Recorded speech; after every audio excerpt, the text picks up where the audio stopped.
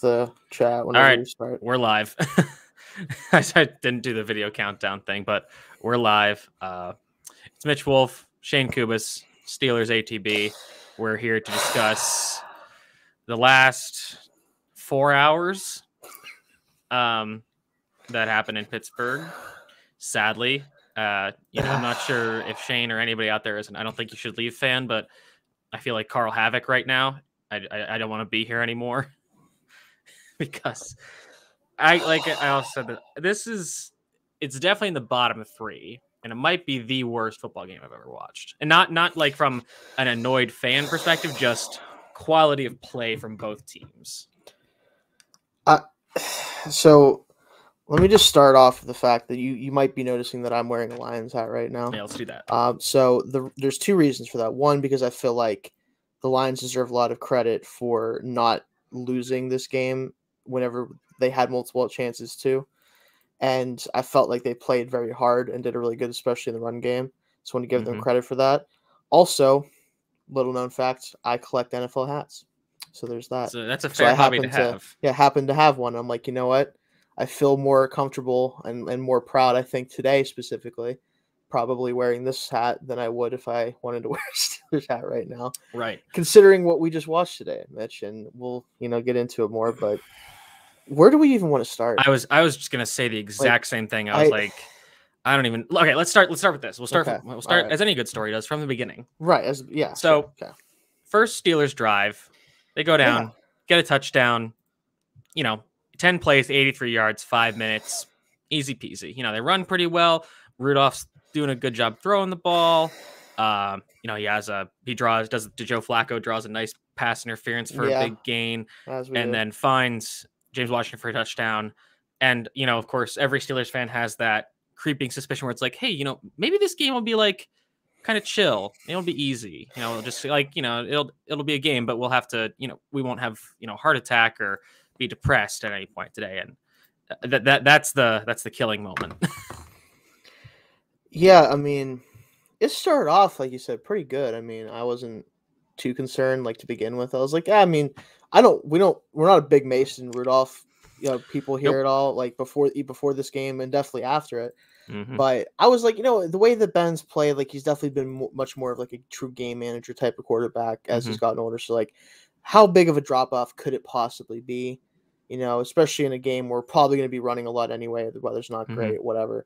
Yeah, the drop off from this iteration of Ben to current Mason Rudolph, especially coming off his last game where he played the Browns in Week 17, he played very looked pretty well, pretty good, played pretty well. So I think, and people say he didn't practice that much, but he had 2 days of reps with the starters because Ben takes a day off, so Mason runs the offense. I think he had another day.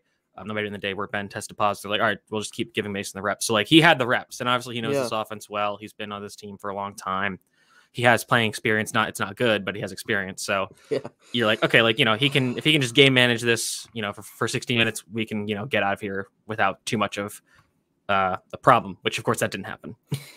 And that's the thing about it, is that first drive looked, like you said, pretty good. I mean, the nice touchdown in Washington, that connection looked strong early on. And I'm like, okay, maybe we can actually have a bit of a passing offense too, even with the weather, kind of balance things out, not rely on Najee too much. And then everything just kind of the rails came off from that point forward, especially in the passing game. Right. So to their credit, I would say for the rest of the first half, the defense played pretty well. They forced 3 consecutive Lions punts, despite Mason Rudolph throwing an interception on a just awful throw where he tried to check it down to Kalen Ballage, completely missed him.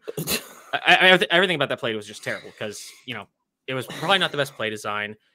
Rudolph threw it to the wrong receiver because Freiermuth was wide open on the other side of the field. Yeah. So and even just the decision of being okay, I can throw to either Pat Freiermuth or Kalen Ballage, regardless of coverage. Yeah. Just throw to Pat Freiermuth. And he's like, no, I'm not going to do that. Then he throws it poorly, and partially because Ballage runs a bad route, and then it gets picked off by a defensive lineman. So, despite that, Lions get a short field, Steelers force a punt. To 3 and out even. Yeah. The next time, I forget exactly. The Steelers let up a big punt return, and that time the Lions do score, and that's mostly because they just start running the ball, incredibly. Yeah, and this is the part of the game where, like, from a defense perspective, that if you're gonna blame any particular group or person on this game, there's a lot of different people you could look at. But the run defense specifically for a big chunk of this game is really the number one issue that we were dealing with, where it didn't seem to matter who they had back there. I mean, that Jefferson rookie, he looked great in a couple and then he got hurt immediately, of course, yeah, because it's the Lions. Of course, yeah. 28-yard touchdown, longest they've had since I think they said like 2013. Yeah. And it's like, yeah, he's gone, so don't worry about that. Yeah. And then Godwin Igwebuike, who I believe tore the Steelers up in the preseason. Yeah, was he not a safety also before this year? Right. Yeah, they converted him to a kick returner and running back this season. I want to say he played for like Northwestern. Northwestern is correct. Yeah, yes. Okay. Again, he has a 42-yard just weird running backs making weirdly good plays against the Steelers defense, which that has been a little shaky against the run a couple times this year. So like, not the most unexpected thing on the planet that we had a little bit of trouble with that, but just consistently just getting gashed in the run game when their quarterback had what I think 11 yards passing in the first half. Sounds right. Yeah. And go ahead. No, it's just like that. You can't. I understand like they're going to run the football. That's what they want to do, especially in general with conditions with the team that they have. They're much more equipped to run the football than they are to throw the football. But you can't let a team rush for like over 100 yards on you in the first half when their quarterback has 11 yards passing. Like when you have no threat of the passing game, you have to be able to shut down the running game at least to a certain extent, and they could not do it in the first half. Yeah, and I think the commentators did actually. First of all, the commentators were awful. But Daryl Johnson did a good job illustrating this. That the Lions came out and they were running a lot of 6 offensive lineman sets, a lot of heavy sets to try to basically just run the ball down the Steelers' throats. And the Steelers didn't really adjust until late into the third. And so basically you had effectively about 2 quarters of Steelers just being completely inept on in their run defense. And it was everything. It was poor ability to stand up against blocks. It was poor ability to shed blocks. It was poor tackling. Just everything was bad in run defense for most players. I'll say this: I think until he got hurt, T.J. Watt was having a good game. Yeah, Cam Hayward was great again. Alex Highsmith kind of figured it out later in the game, but pretty much everybody else was terrible. And we'd be remiss if we didn't say Joe Hayden goes out pretty early in this game. Minkah Fitzpatrick went down for a minute. I thought they said Cam Sutton went out for a little bit. Yeah. So, and obviously a lot of those guys don't really have much to do with the run defense, but still, it was just like a lot of injuries on the defense that frankly didn't matter that much, but it was just something that should be noted. So the Lions get that first touchdown. Steelers get the ball back. They go down the field pretty decently. Mason Rudolph's doing a decent job running the offense in terms of his ability to kind of find those, get those free plays when the defense is offside, which is a pretty, I would say, advanced skill for quarterbacks. So that was at least nice. But the Steelers do get a touchdown, except it gets called back for holding, which it seemed like was a pretty soft holding penalty. I would say the refs had a lot of very ticky-tack calls. A lot of soft penalties across the board. And it honestly, like after last week, it's kind of hard to come out here and be like, man, the Steelers had a lot of penalties called against them. We're kind of like, but it is still true. Like, it's the case, so. But I mean, that's the point is like, you can't really like be like, oh, like, I mean, I guess you can with the taunting thing, but like, that's the thing is like week to week, like just different teams are getting hosed. So like, it's just a matter of like, which are you lucky this week or aren't you? So, but the other problem was that after that touchdown, and this was that was called back, and this was a theme throughout the game. On 1st and goal from the Detroit 17, Steelers throw the ball 3 times, all of which were complete, but none of which went for a touchdown.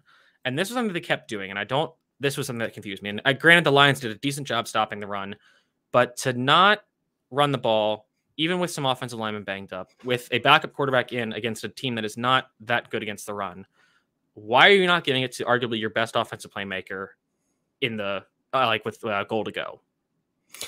That's a question that we're going to have to continue to think about again. I think unfortunately for a while, because it seems like this team, once they get down into the red area, they don't want to run the football, and I don't entirely know. I don't know why that is. I mean, when you think about it, if there's ever a position that you want to be in with a running back like Najee Harris, it's those shorter fields where only one or two broken tackles and it's a touchdown, right?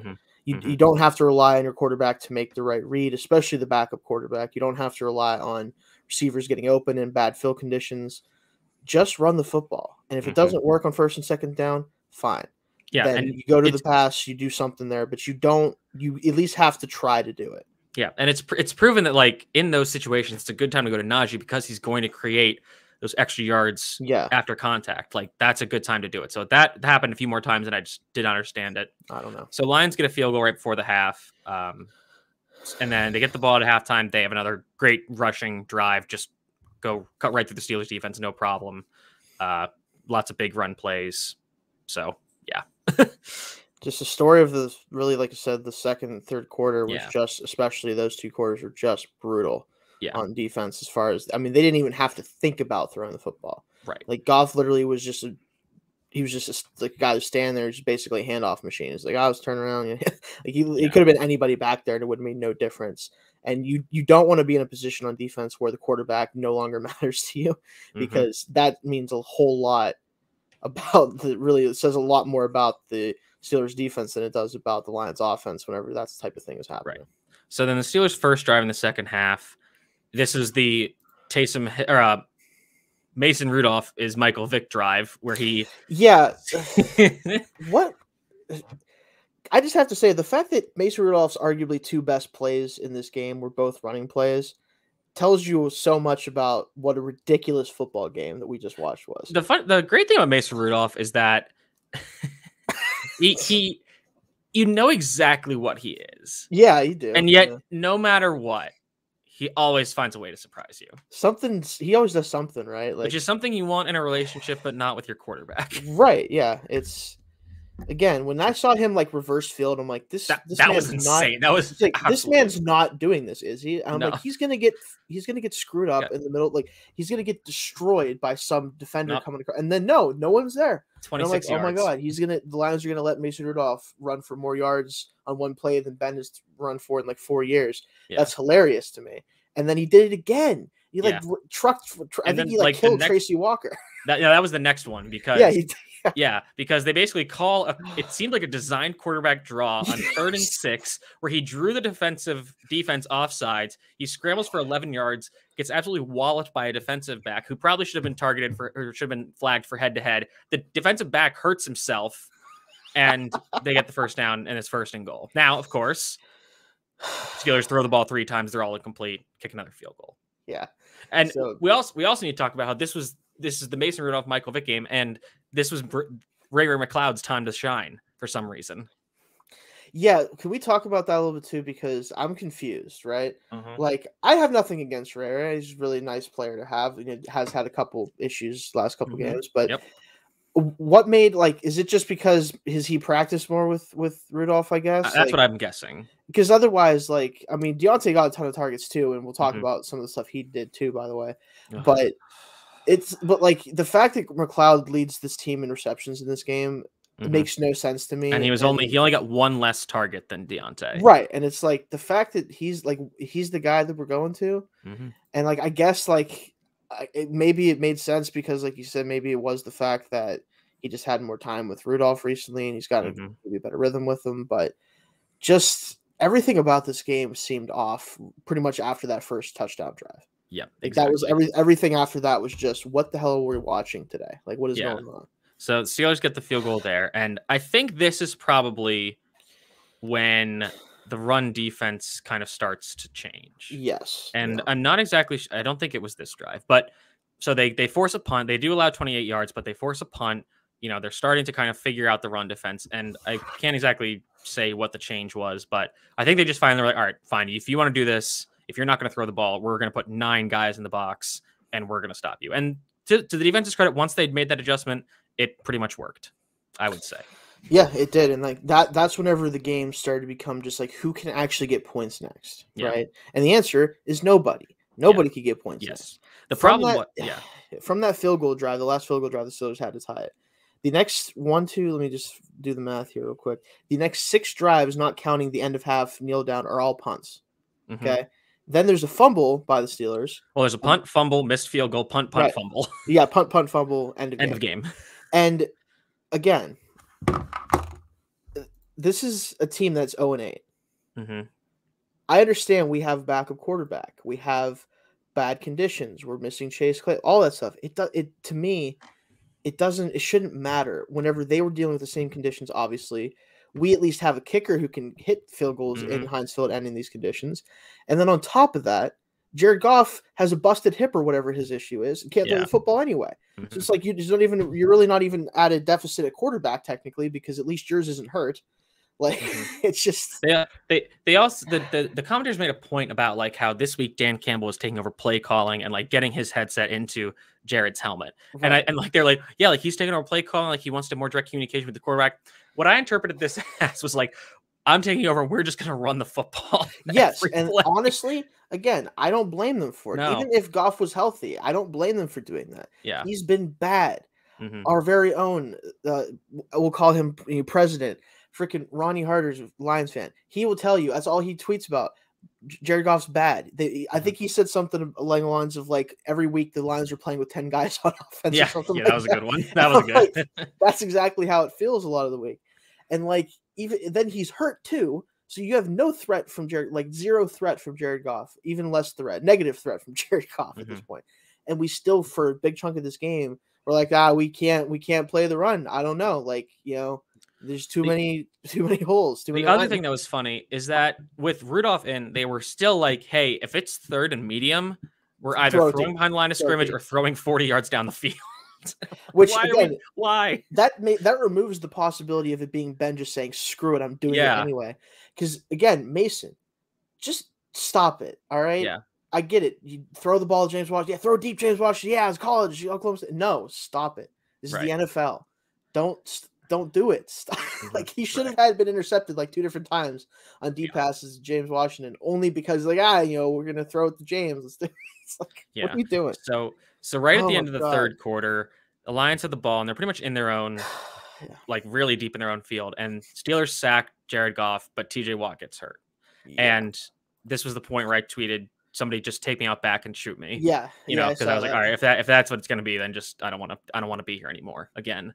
But it seems like it's not a long-term thing. I don't think he came back in the game. No, I didn't see But they listed it as a hip injury too, which I thought was very I don't know what, because a similar thing happened. I forget who it was, but somebody got hurt last week and they said it was like a hip injury or some other like higher up injury, but it's clearly like an ankle injury or something. Yeah. I don't know. It's weird. Yeah, and it was plainly obvious that on the sack, him and Joe Scherbert's knees just like clanged together. Yeah, connected, yeah. And I think this is what I always say with like injuries like this. Like usually if the guy is in like very obvious pain for an injury, I would say that's usually a good thing because that means like it's a strain or nothing is torn. Because from what I've heard about people talk about ACL tears, is when it tears, it's just like you just feel a pop and you're like, all right, that's it, it's gone. I know. But he like walked off the field. He was walking like kind of around the sideline. Like he was ruled questionable. So I think the good news is that there's not a long-term injury. So that's good. I feel like worst case scenario, it's some type of bone bruise of some kind. And best case scenario is just some sort of like soft tissue, like bruising injury type of thing, like something like that. Like that's what it seemed like on first view. And the fact that he was on the sideline, like you said, don't think it's any sort of tear. I'll say this. So after that, this might be controversial, but I do think the Steelers defense is obviously significantly better when TJ Watt is on the field. But I think him going down kind of really lit a fire into the defense. Like, okay, we don't have, and like Minka got hurt earlier, but he came back in pretty quick. But it's like, okay, we don't have TJ Watt to bail us out now. Like, we all have to pick it up. And I think they, kind of were like, they all picked it up to, repeat myself. But into the early fourth, they started playing a lot better, I would say. Yeah, and I feel like a lot of it, like you said, that we didn't do a good job adjusting against what they were doing on offense with the running game. And then it really took their swing on lineman, I think Matt Nelson is his name. Him going out, it took him kind of going out and then having to not have that 6 lineman, 3 tight end formation type of thing they're doing. It took that to kind of really help us get going as a run defense too. Also, I think generally with just time running out, they're like, all right, we can't really just like run the ball every down. We do have to throw, which at least a little bit. Finally, which exactly. Didn't work out. I mean, Goff threw for what, like 80 some yards or something like that. Yeah, well, I think he got over 100. Because he finished at 100. Yeah, 100. But I mean, then the next after the Steelers get a field goal in the following drive. The next drive, the Lions get it back. The Steelers force a punt, and there is a ghost of a running into the. Thank God it was running into the kicker because then they mentioned it. Jack Fox should get an Oscar for his performance there where Miles Killebrew like just nudged him maybe a little bit from with his behind. hip. Yeah, with the shoulder And as a hip. yeah, so they it doesn't give them first down, but the next play they run fullback dive and get the first. Barely. Ultimately, it doesn't go anywhere. You know, Yeah. as did every drive in the next rest of the game. Yeah, Steelers just can't do anything. You know, to their credit, I would say, despite losing Trey Turner in the middle of the game and losing Kevin Dotson pretty early, I would say the offensive line played pretty well in terms of protecting Mason Rudolph. Yeah, that's the thing that's most disappointing for me about Mason's performance is I felt like he wasn't under pressure nearly enough to be as inaccurate as he was. Yeah, obviously we won't have the pressure numbers from like PFF until later this week, like tomorrow. But you know, it didn't seem like he was under pressure very much. Maybe only like 2 or 3 times. And just some of the wide open misses on plays. The Deontay one where he missed him in the field where he had to try to one-hand grab. Yeah, where he just fired the ball in on like a quick slant that And then some of the just loopy throws at the sideline that never got close. I'm like, this is just brutal to watch because there's opportunities here for plays. It isn't like they're just locking down our receivers every play. It's not like there isn't yards to be gained there, but he just can't get the ball into the right spot in any of these big situations. And he was also just taking chances with the football, like the one that Washington basically had to play defense on Aruwariye because he would have intercepted it otherwise. And just a lot of just dumb throws and just badly missed, just terribly inaccurate throws. And like that at this point, that's something you can't be doing. Like you have to just be making these short throws where guys are wide open. You just have to make them. That's the be all and end all. But like I said, you know, defense playing real. Alex Highsmith had a awesome game, especially late in the game where he started kind of stringing out runs, getting tackles for loss. Again, Lions not doing really anything else. So the game does go to overtime, which I couldn't do. But I just wanted it to be over at that point. I'm like, just somebody like when I saw that the Lions had a chance, like it was a rough field goal opportunity with their kicker and everything. But like, I'm like, honestly, just kill me, just end it. I don't care. Because like the first play, the Lions get a big pass to get into Steelers territory. Right. Yeah. Then they kind of don't really do anything. Cam Hayward gets a big sack. Cam Hayward, another awesome game. That basically pushes them out of field goal range. Steelers get the ball back. And to his credit, Mason finds Deontay. Great run after catch, run down the field. And Mark Gilbert gets a perfect punch out fumble at the Lions recover. And again, I don't want to like say anything bad about Deontay because he was missed a ton. Like he didn't have much chance to do a lot with most of the throws he got. But the ball was held pretty well. I would say it's more about the punch than him not carrying the ball like LaShawn McCoy or anything. Right. But this is my problem with it, right? Is it's game situation. Okay.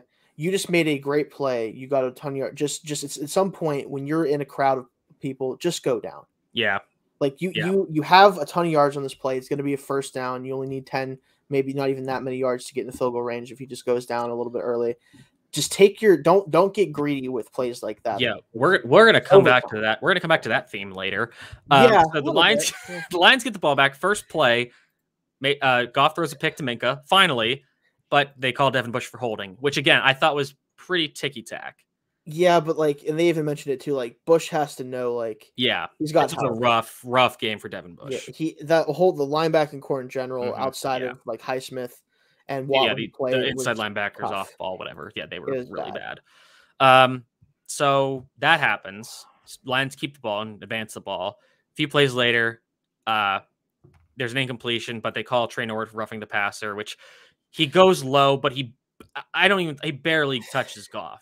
That's the problem with this. I understand the way the rule is worded and the way it's designed is to prevent those types of things. The Carson Palmer injury, yeah, right. But there was no forcible contact. No, he was basically being pushed to the ground, and kind of just ended up around Goff's feet But that's a big penalty, right? They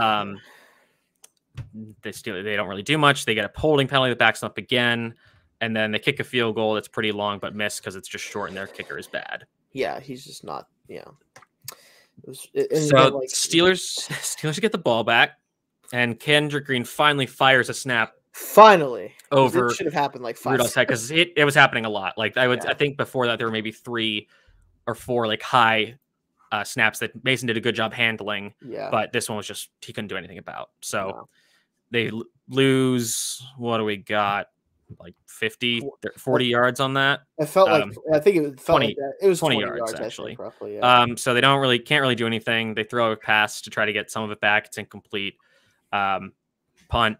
Lions get the ball back. They get sacked in the first play. 2 incompletions. Steelers get the ball back again. And this was a weird play where I think this was the one where they punted it. There was a guy in the end zone, and he taps the ball, and then Raymond McLeod touches it.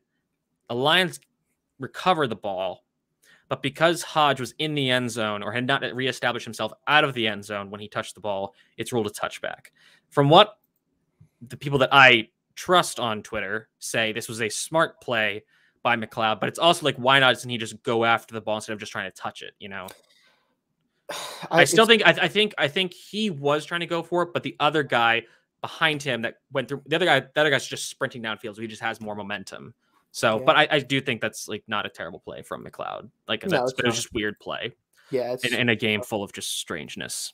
Yeah, just so Steelers do get a oh, that's not the touchback one. I don't know. Anyways, there was a lot going on. There's too many punts to keep track of. Yeah, exactly. It's too hard to follow all of these. Honestly, these terrible punts. It was bad. So the Steelers get the ball back.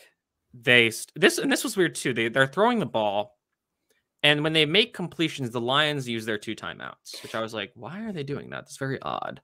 I guess just in case they get a chance to have the ball, which because they did theoretically, but it was just like I just thought that was kind of odd. Because I feel like you'd rather just have the Steelers try to go hurry up with a pretty discombobulated offense, but whatever. But so the Steelers actually moved the ball decently well. You know, Rudolph's hitting Freiermuth on a lot of big throws. They get past the 50, and then Freiermuth tries to throw to Rudolph throws to Freiermuth, kind of near the sideline, and Freiermuth tries to turn it upfield, gets tackled, fumbles. And the ball just stops right by the line or the out of bounds line, and the Lions recover. They throw they try to run like the lateral play, and nothing happens, and it's a tie. So it sucked. I mean, this game was terrible. It was not just for the Steelers. Like, this was just bad for everyone because, you know, as bad as the Lions are, the Steelers did try to keep giving them the game, and then the Lions still were just like, no, we're not gonna do anything because they were just refusing to throw the ball, which again is a decent strategy, but yeah. You know, like the thing about it for me is this was a bad football team in the Lions being played down to by a battered and also playing very badly Steelers team. And it became a battle of like, man, who wants it the least? Yeah. Like, who wants to go home with a win? Nobody? Okay, well, nobody did. Good for you guys. You guys got what you wanted. It really felt like that. Like, we finally, that last drive in overtime, I'm like, okay, maybe we're at least going to get Boswell an actual shot to either go home or... They were there. They could, if Freiermuth doesn't fumble. And Freiermuth had a pretty bad drop earlier in that drive. He did, where he just took his eyes off the ball. So kind of a rough game from him after some really great performances the last 2 weeks. But it was. But we get that final drive, and I'm like, okay, at least maybe we'll work it down. We'll have one last field goal opportunity. If we don't make it, whatever, we tie. Maybe we make it. We get out of here with a win. Great. And then that play happens, and I'm like, of course it happened. Yeah. Like, why wouldn't we have a chance to at least kick a field goal with the second best kicker in football, you know, who's already hit a 50-yarder in this game, and it's all he does in Hinesville's hit 50-yarders. And no, instead we try to run one more play, which I totally get, try to get a couple more yards, get out of bounds, whatever, and just doesn't work out. Like, nothing did. Yeah. I mean, I mean, I think somebody said something about the Lions, like after their Eagles loss, they did the classic football guy cliche where they, you know, buried or burned the tape to move on. And this is one of those games. And, you know, I think people could be like, oh, this is Tomlin playing down to his opponent. And it's like, I don't love that argument because, and especially in this, I'll just talk about it from this case because, you know, we did say that Mason did take a lot of snaps, but you're playing with a backup quarterback who is not good. You're playing with a lot of injuries that happened before the game and during the game. So you're playing with a essentially JV squad. Like, you have Najee and Deontay, and I guess Freiermuth kind of, but your best players are all super young or rookies. Your offensive line has a guy who was a solid AAF player who was who he was playing, and then a guy who's kind of your journeyman swing inside, offensive lineman. So like, and I got the lines are bad too, but that's just things like this. This was like the Steelers were not the Steelers of the last 2 weeks. Like it was obviously a bad performance, and I'm very frustrated about it. But I'm not like I don't think this team is good, but I don't think this team is bad. They were bad today. They were bad today, right? But I do not think they are a bad team when they are at quote full strength. Like full strength meaning what we've seen from them. Alualu's still out. Tuitt's still out. Other Juju's still out. Other than that, I think they're still okay. Like they're not great, but they're okay. And the thing that with this game too, and I didn't expect to feel this way coming out of this game because one, I was hoping we wouldn't be either in a tie or loss situation, but I really feel like even though I didn't expect to feel like I said to feel this way going in this game, I think Ben would have won this game. Oh, 100%. You know what I'm saying? Like, and I didn't expect the drop off to be enough for it to matter. No. But some of the throws that Mason missed specifically, assuming you get those same looks, because it's not like the Lions were like, oh man, Mason. No, you don't play Mason Rudolph any different. No, you don't. You don't. Not at this point. And the fact that so many of those throws were missed, like as much as Ben's missed some throws this year, like he's not missing throws like that Mason was missing, at least not consistently like he was. And obviously playing in the rain, he's that type of player that can play in those conditions and make it work. And Rudolph clearly isn't, I guess. Like that's maybe one thing about it, is that maybe on a nice day Rudolph goes out there and wins the game. But I think we've seen enough of him personally. Like if Ben misses any more time at any point this year, as much as people like will say stuff about Haskins and say that he's worse than Rudolph, like can he possibly really be worse than what Rudolph showed today? Like I honestly, unless he doesn't understand, like unless he's not comfortable enough with the offense. Right. Which I don't understand why he wouldn't be. Right. But like if that's the case, from not having chemistry with the players that are starting. Right, or whatever, that's fine. But like unless you don't think he can run the offense effectively and like actually call the plays in the huddle and do everything. At this point, if like, hopefully Ben just plays the rest of the year, right? Like we don't have to worry about that. But I even said it like at some point during the game, like take him out of the game. He's not doing anything for you. Like at least like Haskins at least has more arm talent, and like maybe he'll make a big throw at one point just because he takes a shot. Like Rudolph's not doing those things. He's not getting the ball down the field at all. He's not accurate down the field right now. I mean, he had the one throw to Johnson, but that was really just a great play by Deontay to get in position for it. Like at least if he's not going to make any worse mistakes, in my opinion, like he already is missing throws anyway. At least you might get a shot in the arm if you come out and try to take a big shot down the field with him or something. And it's tough because I see people like, they can't put Haskins in because he's so much. I'm like, can he really be worse than what we saw today? Yeah, I mean, and this game presents you probably the best opportunity possible you have, Mason Rudolph, because he is basically playing this is what Tom would say, but like this is basically a JV NFL roster on defense. At least this would be a time for Mason Rudolph to get it together. Yeah, right. You think so? Yeah, I mean, you don't want him playing. Against like the Ravens, that's or another team that has a solid defense, even though this year is kind of all over the place, especially in the AFC. It's a mess, but yeah. So, I mean, was anything else? Any other storylines that you found intriguing? I don't know if that's the right word. But... man, obviously hoping that TJ's healthy. Yeah, I think he'll be all right. Yeah, I'm hoping so. I know we got a couple of questions on the YouTube chat from Kyle Phelps here. I would say the Lions would definitely possible they go 16-1. If they do, then that's great. That'd be fantastic. They didn't go winless. Yeah, exactly. So good thing for them. Yeah. Good for them. That would definitely be the best thing ever. And unfortunately, the Bengals comment. They've been rough, but I'm definitely not feeling great. Especially after this. Yeah. Hopefully, I mean, and that game's going to be in Cincinnati, where the Steelers traditionally don't have a good time. Yeah. So it's not gonna, that wouldn't shock me. Yeah. But yeah, I mean, do we even want to do 3 stars?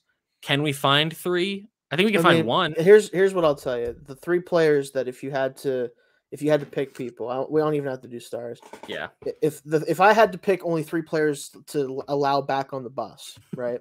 Okay. We'll just the rest of you have to walk home. Right. The rest of you have first of all, Mason's getting sent to the moon. Okay. He doesn't get on the bus. He gets taken on a different bus. He to gets go on to a different Detroit's place. flight. Right. He has to find a way back. Right. Him and Jared Goff need to sit next to each other and talk about who was worse on this game. That is Right? the most insane part, is because here's Goff's stat line. 14 for 25, 114 yards. That's 4.6 yards per completion. No touchdowns, no picks, 4 sacks, 37 yards. QB rating of 67.8. So if you take away his sack yardage, that's the NFL, he had 77 net passing yards. Yeah. Right? Okay. Here's Mason Rudolph's box score.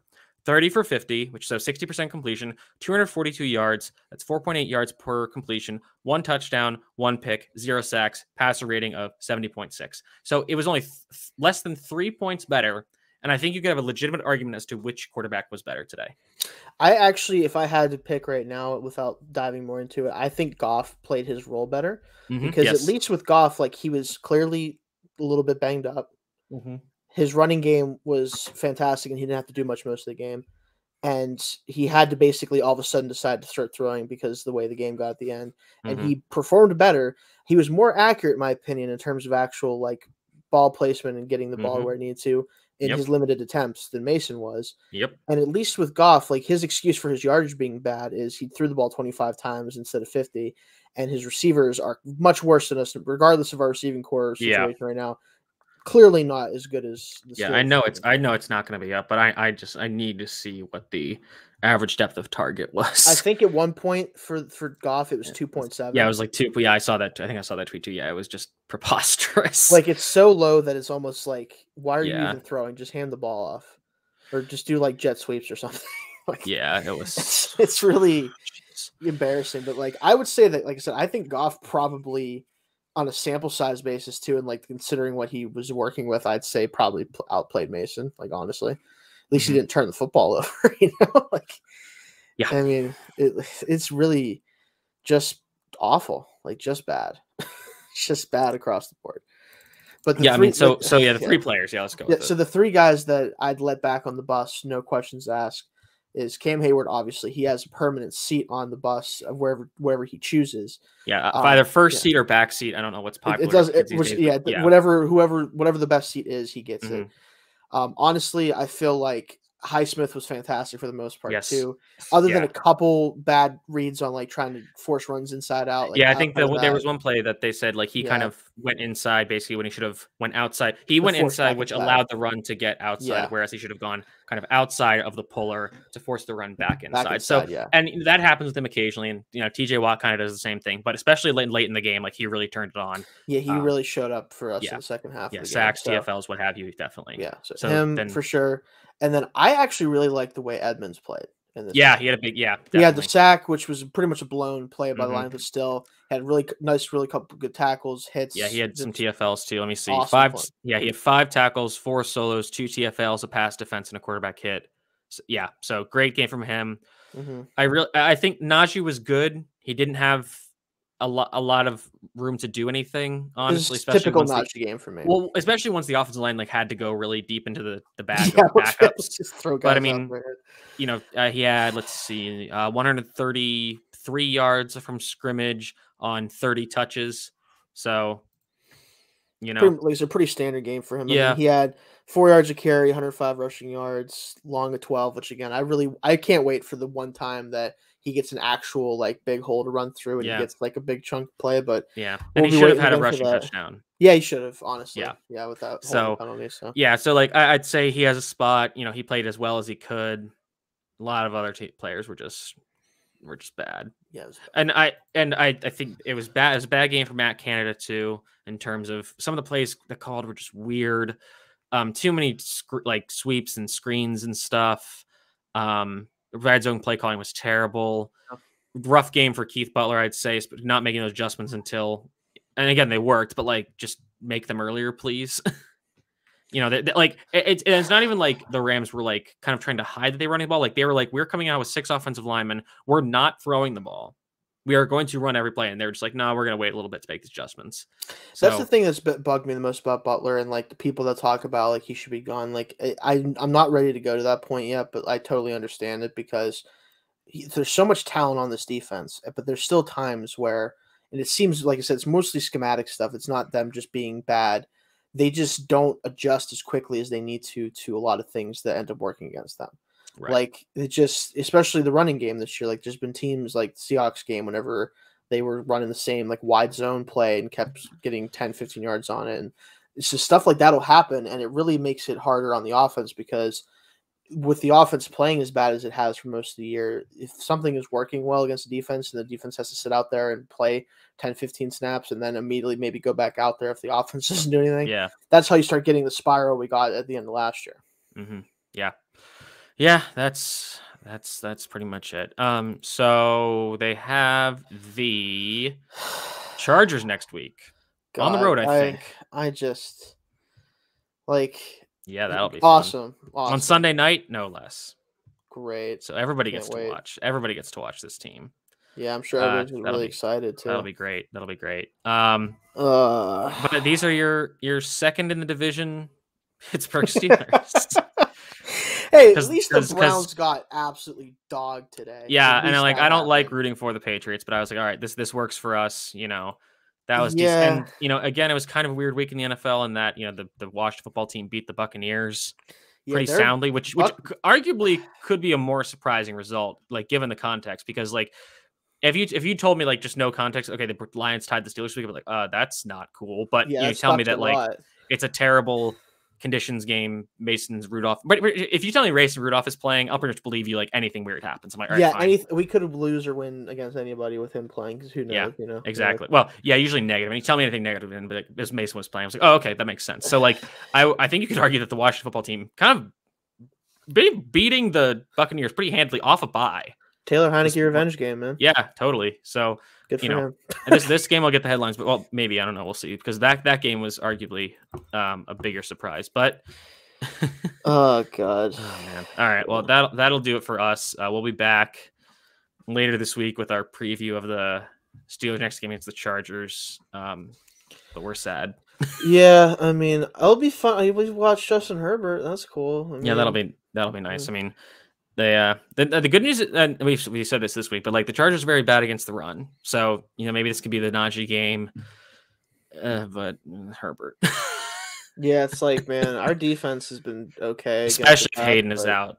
And hey, no, don't worry. Because even if TJ Watt isn't back, then they're going to put Highsmith on Keenan Allen in the slot and everything will be fine. If that happens one time, I'm just gonna let you because it will. I wish I could bet on that, right? I wish it could not like. Can I get an over? Can I get over under on Alex Highsmith coverage snaps versus Keenan Allen? Right, like someone needs to make a betting site that's specifically like weirdly specific. How many of the set of those snaps would the over under have to be set at for you to bet the under? 5. Legitimately 5. Okay, that's probably fair. Yeah, I think 5 because I feel like 4. Like I could see 4 very easily. 3, it's probably gonna happen. 2 is almost a guarantee. If it doesn't happen once, then I might personally go to Keith Butler's house and shake his hand.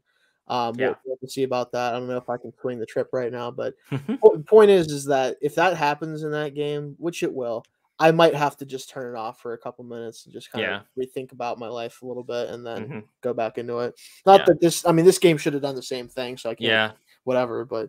Yeah, we'll see what happens there. All right. That's going to do it for us. Thanks, everybody, for tuning in. We'll see you later this week.